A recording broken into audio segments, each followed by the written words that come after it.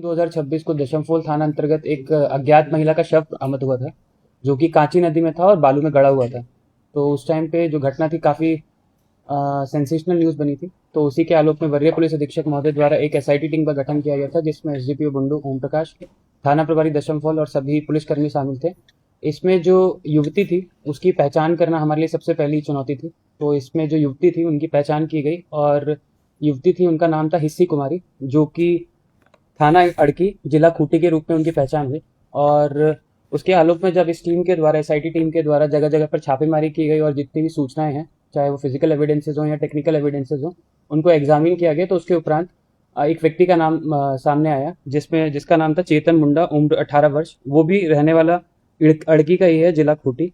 और जब उससे हम लोगों ने हिरासत में लिया और उससे पूछताछ की, तो ओवरऑल जो चीज़ सामने आई है वो यह है कि हिस्सी कुमारी और चेतन मुंडा के बीच में दोनों के बीच में आपसी प्यार वगैरह था। दोनों एक दूसरे को काफ़ी पसंद करते थे।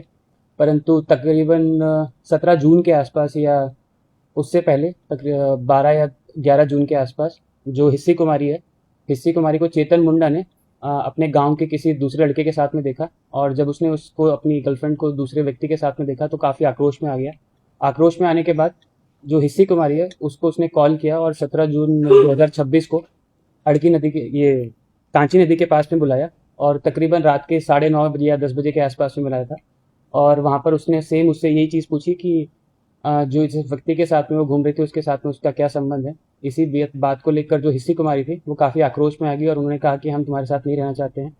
इसी बात को लेकर जो चेतन मुंडा था, जो प्राथमिक अभियुक्त है हमारा, जो प्राथमिक अभियुक्त है, उसके द्वारा जो चुन्नी रहता है जिसको बोलते हैं, जिससे उसी को गला दबाकर उसने हिस्सी कुमारी का गला दबा दिया और उसकी हत्या कर दी।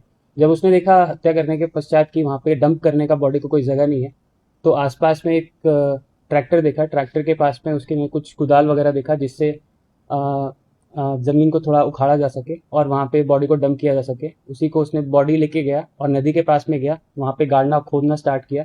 और तकरीबन 5 या 6 फुट खोदने के बाद जो हिस्सी कुमारी की बॉडी थी उसको वहाँ पे डंप कर दिया। यह घटना उसने की थी 17 जून 2026 को।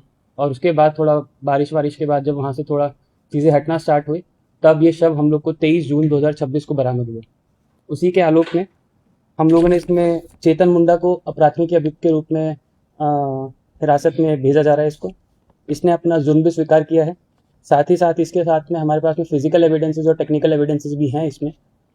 और बरामद सामग्री में जो हिस्सी कुमारी है उसका फ़ोन उसने इस दिन रख लिया था, जिस दिन 17 जून को उसने उसकी मृत्यु की थी। उसी दिन उसके जो हिस्सी कुमारी के पास में जो फ़ोन था उसे उसने अपने पास रख लिया था और उसे स्विच ऑफ कर लिया था। वो फ़ोन भी हम लोग के द्वारा बरामद कर लिया गया है।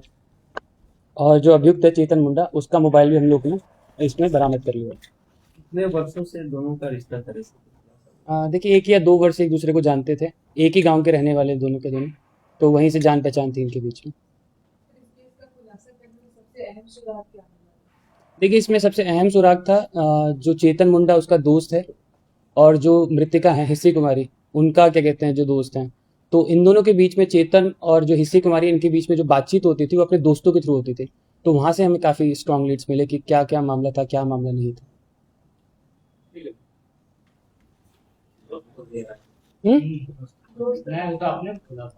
क्या? हाँ, असलियत में तो वही खुला था। दूसरा लड़का किसका दोस्त का? लड़की को देख के उसका नाम वो रहने देते हैं ऑफिस। गांव है आपका बरीगढ़ा। मतलब उस जहाँ पे बॉडी मिली है ना, अगर थोड़ा भी साइड रहता तो